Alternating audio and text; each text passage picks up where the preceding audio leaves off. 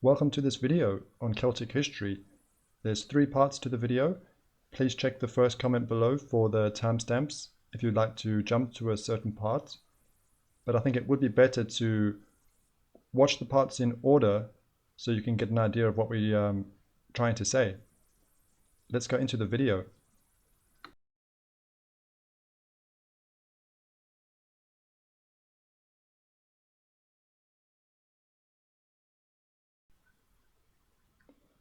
We're going to use this timeline for the Celts, and this page is the World History Encyclopedia.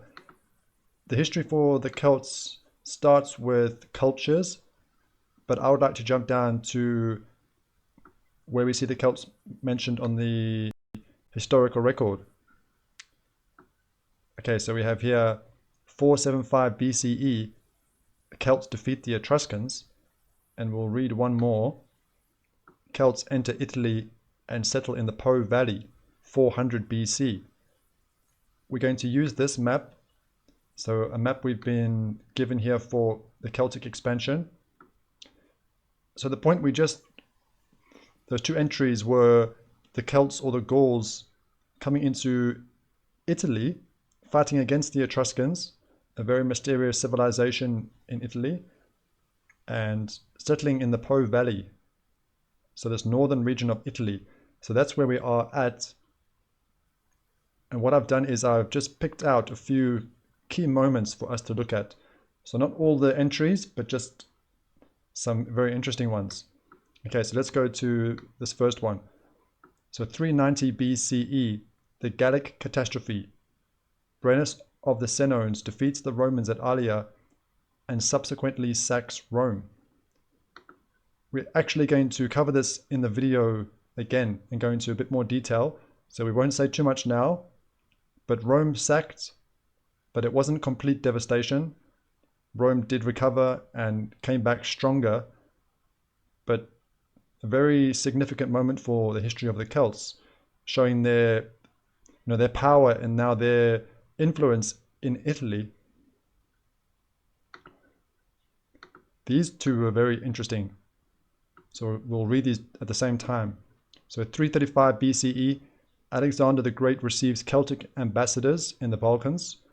323 BCE, Alexander the Great receives Celtic delegations in Babylon. So very, very interesting to try, get a glimpse into this ancient world to see the importance of the Celts. Even coming to Babylon to meet with Alexander the Great. So what does that say about the Celts? And also, what about Alexander the Great, actually receiving these delegations? Why could that be important to Alexander? And we'll try build upon that in another entry in a moment. Okay. 285 to 282 BCE, Rome defeats the Celts in Italy. So now the Celts are starting to come under pressure in Italy, and their territory to the north is also going to be come under pressure from the growth of the Roman Empire. Okay, so now 279 BC, the Gauls attack the sanctuary of Delphi, and also 279 BCE, Celts invade Thrace and Anatolia. I would like to look at these 2 entries and relate it to Alexander the Great. Just want to read the title from this page. How the Celts laid waste to Alexander the Great's homeland. And it says, in 279 BC, a huge army of Celtic warriors descended on the ancient kingdom of Macedon and wreaked havoc. So does this show, why maybe Alexander was receiving these Celtic delegations? Because, when Alexander the Great dies and is no longer in power, the Celts are actually now coming to wreak havoc in this Macedonian kingdom. So does that show maybe the wisdom of Alexander to receive these delegations, to try and manage this political situation, but it also shows the power and the influence of the Celts. Let's look at the map to speak also about the geography. It's very significant to our study and the questions that we're asking. So we see this Celtic expansion far to the east. So this arrow would be the invasion of Greece and the attack on Delphi. And then this arrow is the coming through Thrace and forming this kingdom of Galatia in the modern day country of Turkey. But we're asking questions about this, and to me it just doesn't seem very realistic. So what I'll do is I'll try speak more about that in another entry that's going to be related to that. 223 BCE, the Romans successfully campaign against Celtic tribes of Cisalpine Gaul. So this is what we were saying, that the Celts are now going to start coming under pressure in northern Italy with this expansion of the Roman Empire. Cisalpine Gaul, this means this side of the Alps. So we have this famous mountain range, the Alps. So that's what that means. Cisalpine Gaul means this side of the Alps. Not sure if I'm pronouncing it right. Maybe Cisalpine might sound better. So it just shows the influence of the Celts and the settlements of the Celts. The fact that it is called Cisalpine Gaul. So at this point in history now, the Celts are being pushed out of northern Italy. This one's interesting. 217 BCE to 218 BCE. Celts in the army of Hannibal. And a large amount, it says 50% of his army. So that's a large amount of Celtic warriors fighting for Hannibal. So the famous general of Carthage launching this very ambitious invasion of Rome from North Africa, coming through the Iberian Peninsula, through southern France, into northern Italy, but he's being supported and helped by the Celts. Not all the Celtic tribes, and that's something we're going to speak more about, the fact that the Celts were a very tribal people. But would he have been so successful without the support and the help of the Celts? So just very interesting to try think about the state of affairs in Europe at this point in history, with an invasion from North Africa and tribes in Europe actually helping with that invasion. So yeah, very interesting to to think about that. So the Celts may share animosity towards Rome with the Carthaginians, but is there more to it than just that, with them helping the Carthaginians and Hannibal? Okay, this entry, 212 BCE, the Celtic kingdom of Talus in Thrace is overthrown. If we just jump back up to 279 BC, when we spoke about the Celts invading Thrace, this kingdom of Talus would have been formed after this invasion, but now they're losing this kingdom. So now it seems the strength of the Celts, the influence of the Celts is on the wane, coming into this period. Now these two are very important. I would like to speak about these two at the same time. So 133 BCE, Numancia falls to the Romans. 64 BCE, Galatia becomes a client state of Rome. Let's speak about Galatia first and then come to the entry for Numancia.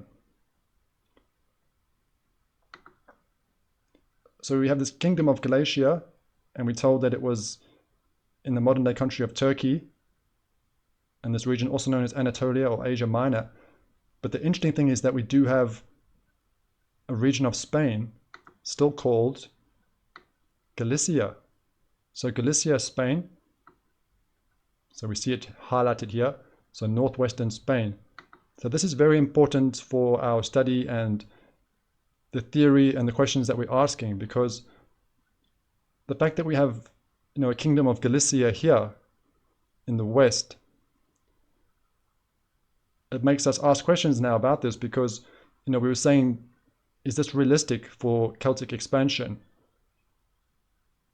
And the question that we were asking on the channel is, these kingdoms in the east, from what we've been told, is this history really happening in the west?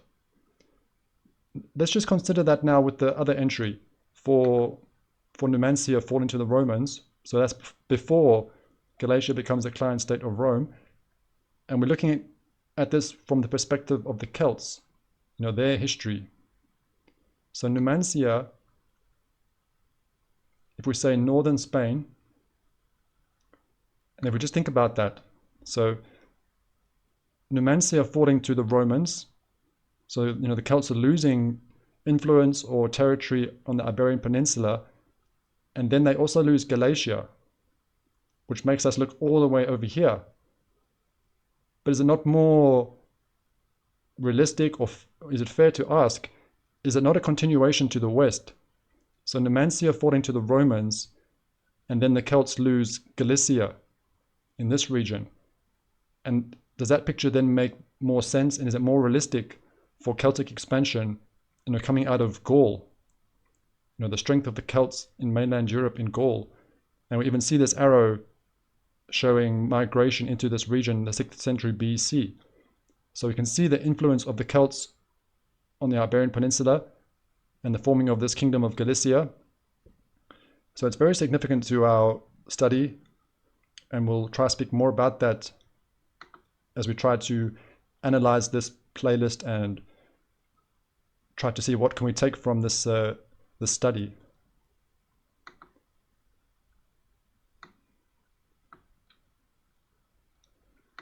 Now this is very significant for the history of Rome, but also now for the history of the Celts, or the Gauls. 58 BCE to 51 BCE, Julius Caesar's conquest of Gaul.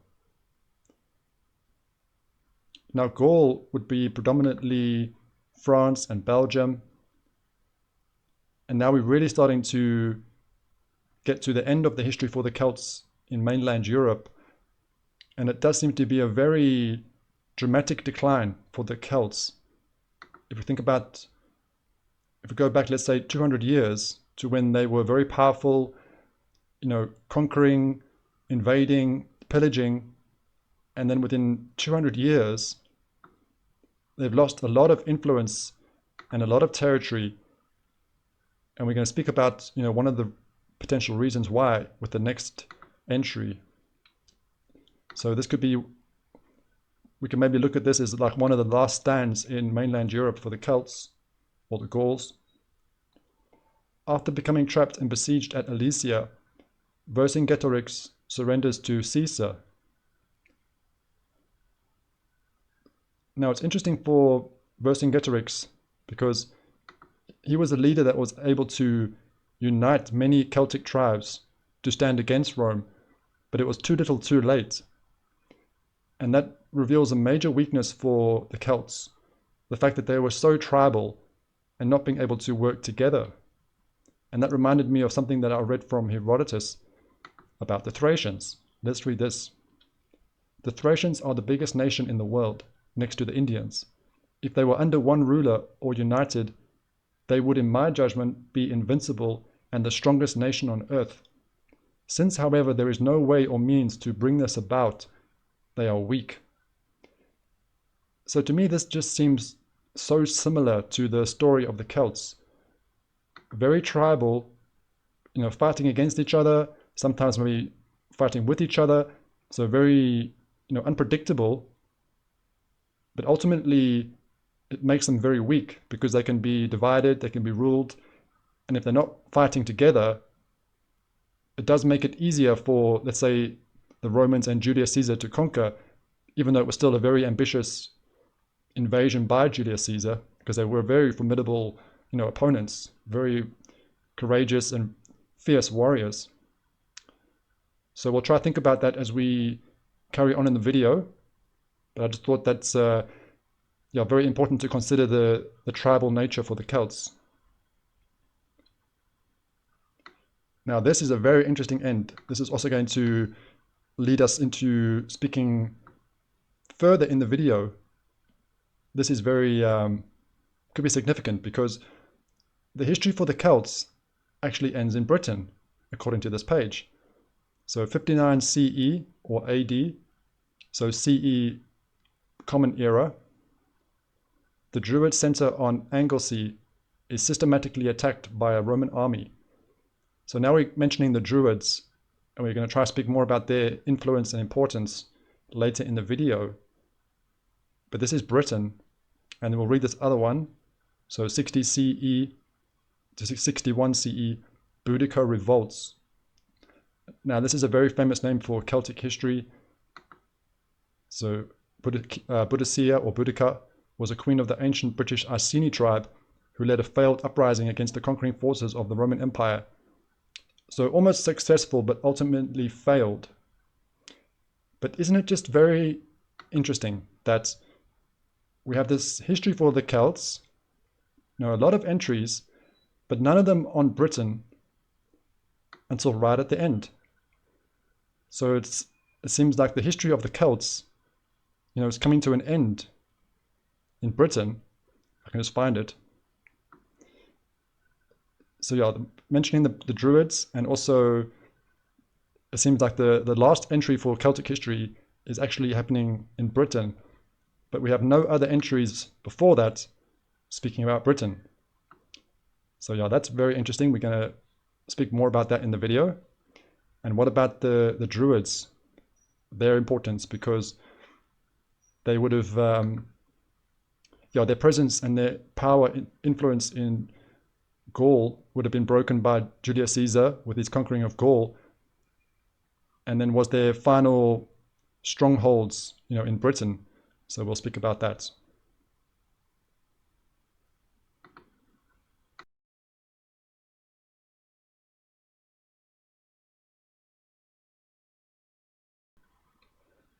We're going to look at a different perspective on this Gallic catastrophe, and we're going to do that by following this name Brennius. So if we go to the page on Brennius, it says Brennius was a chieftain of the Senones.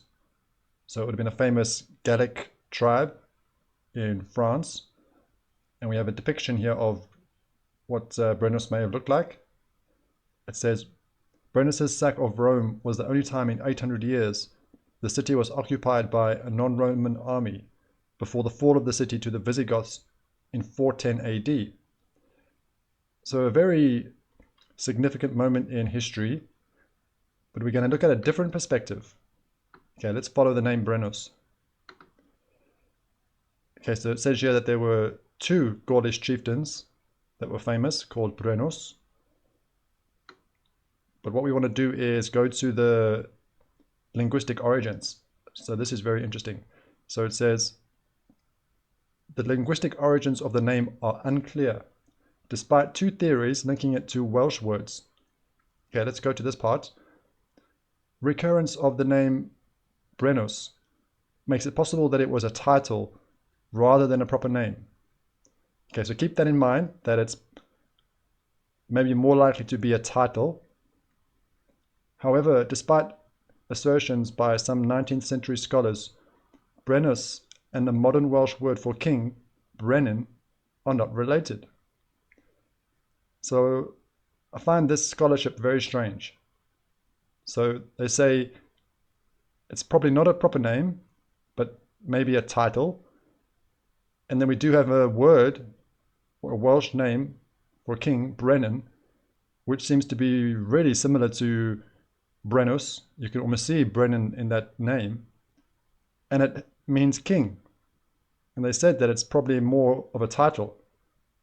But then they're saying that this is not related. And then they give a different option here.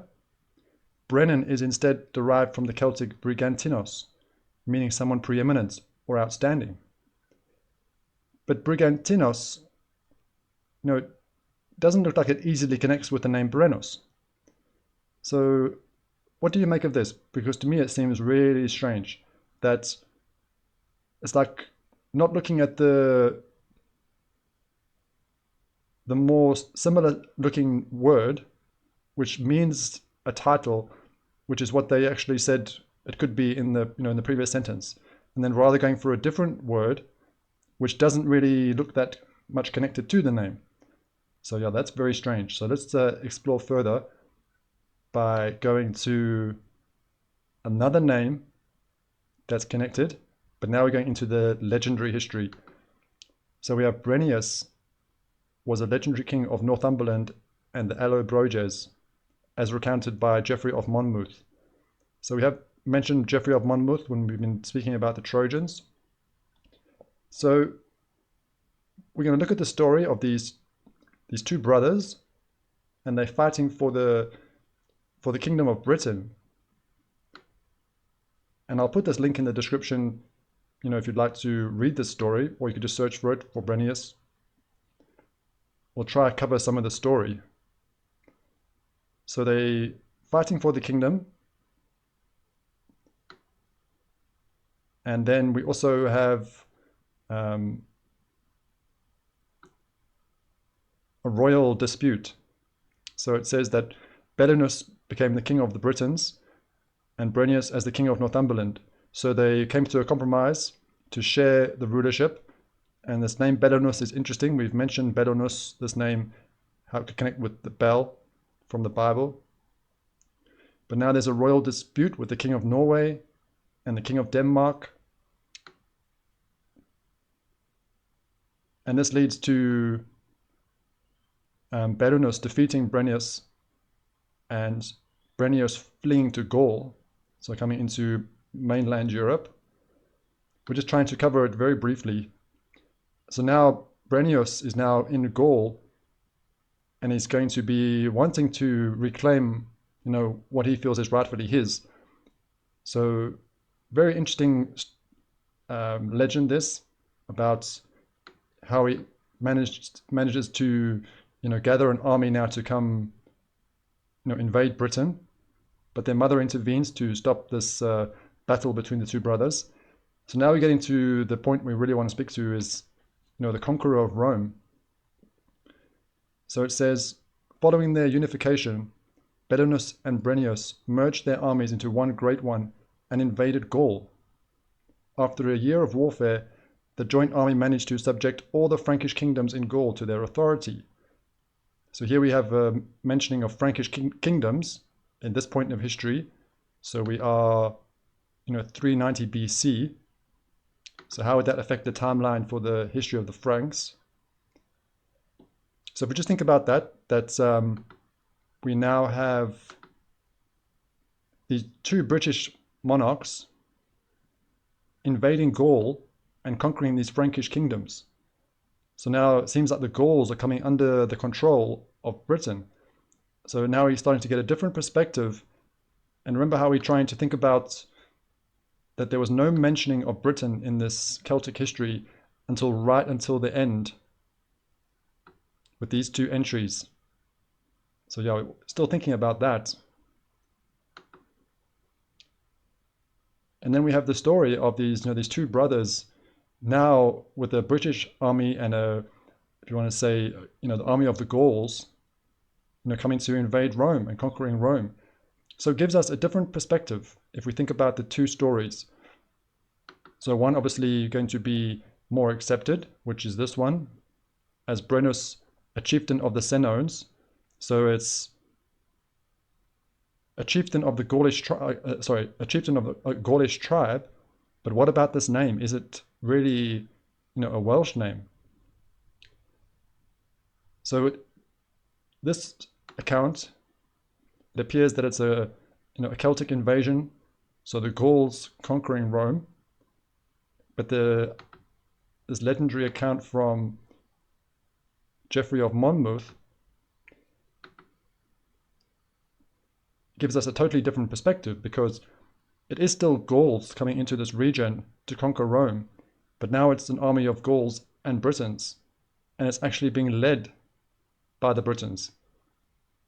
So it really gives us a different perspective, because thinking about this page, we may get the feeling, or we may try assume that Britain's not very significant, not a major player. It's not showing up in this timeline, and only at the end, it seems like the end of the Celtic history is coming in Britain. But there could be a totally different story here, where it's actually Britain is the power in this this period of time, even conquering Gaul. And is it a British-led sacking of Rome?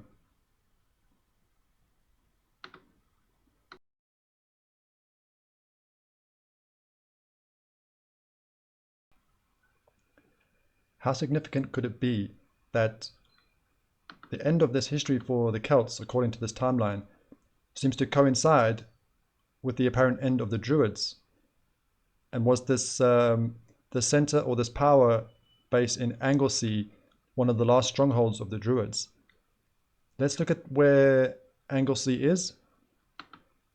So we see this northern region of Wales in Britain, and we're going to try and learn a bit more about the Druids.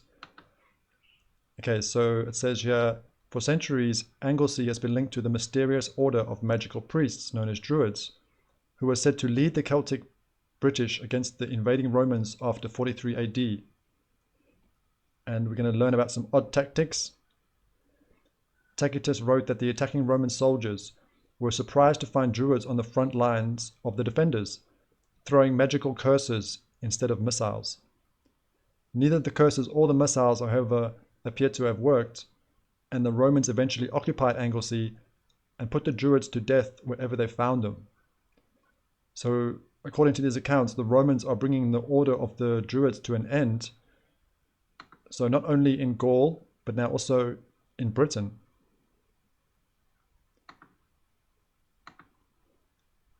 And we're just going to think about the mystery surrounding the Druids.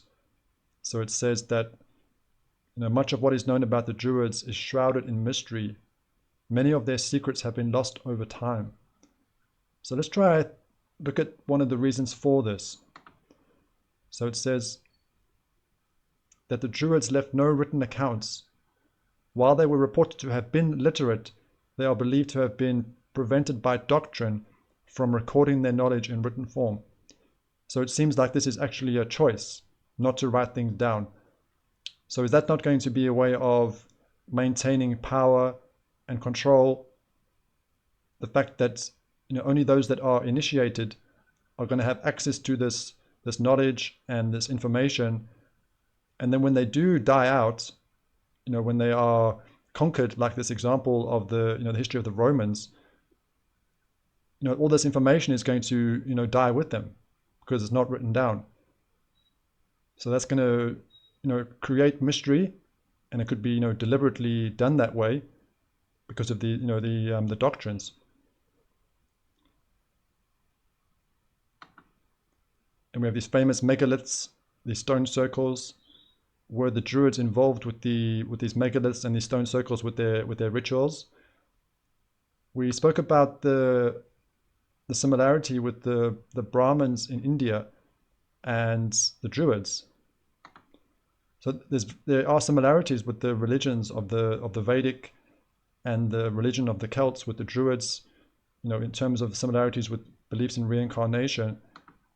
We'll just read this one out here. It says, the Druids were not simply a priesthood, they were the intellectual caste of ancient Celtic society, incorporating all the professions: judges, lawyers, medical doctors, ambassadors, historians, and so forth, just as does the Brahmin caste. So I want to think about how significant how significant the Druids are to Celtic society as we go into this next point. Okay, it says, in 50 BCE, Julius Caesar wrote that Druidism originated in Britain, and although some claim that Druids could be found across much of Europe, from Ireland in the west to Anatolia, now Turkey in the east, scholars now believe this is unlikely. Instead, Druids were probably native just to the British Isles, Ireland, and Western Gaul, now France. So if this is true and accurate, let's think how this could impact what we've said in the video. Remember how we said that this seems very unrealistic for the Celts and their expansion. So they're saying that there might not be evidence for the Druids being this far to the east. But if we think about how significant that the Druids were to Celtic society, would the Celts expand this far away from the center of the power of the Druids, if the Druids were predominantly in Britain and France? So that does seem to make sense with what we were saying for what is actually realistic for the history of the Celts. So I think that could be quite significant to think about for what we presented with this Celtic expansion. To finish the video, I would like to think about this Roman Empire and how do we actually perceive it with looking at the Bible, thinking about the book of Galatians, how the Apostle Paul is writing this epistle to the churches in Galatia. So the good news is coming to the Galatians, and this word Galatia connected with the Gauls and the Celts. It just makes me think about how we perceive this Roman Empire, and then also the purpose and the will of God, thinking about how this power of the Druids, this magical, mysterious priest caste, is, their power has been broken in Britain and Gaul.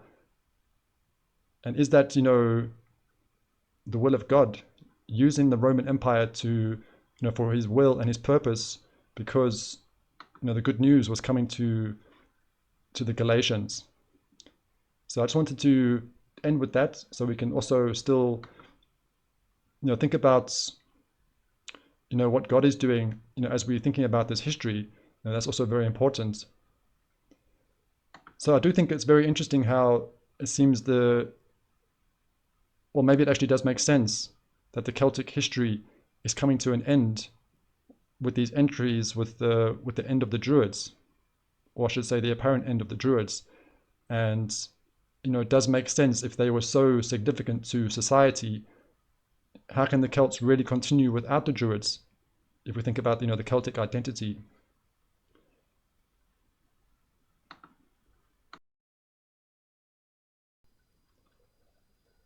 It's interesting that when we consider the legendary history, we have a very ancient founding of Britain with the Trojans. We have these royal disputes in Europe. And we also have a very powerful force in Britain. But without the legends, all we really have is that the British history starts with conquest. They're being a conquered people by the Romans. So is there a cover-up or a misrepresenting of British history? But we're not going to be exploring that. We're looking at more of a general picture for Europe and seeing what we uncover there.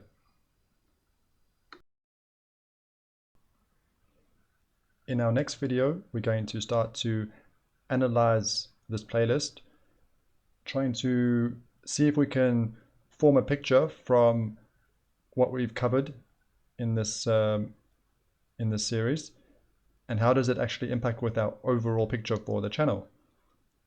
Thank you to all those that like the videos and share comments. If you'd like to say something about this video or share something you think could be significant or relevant with the history of the Celts, we would appreciate that. Until the next video, take care, and we'll see you soon.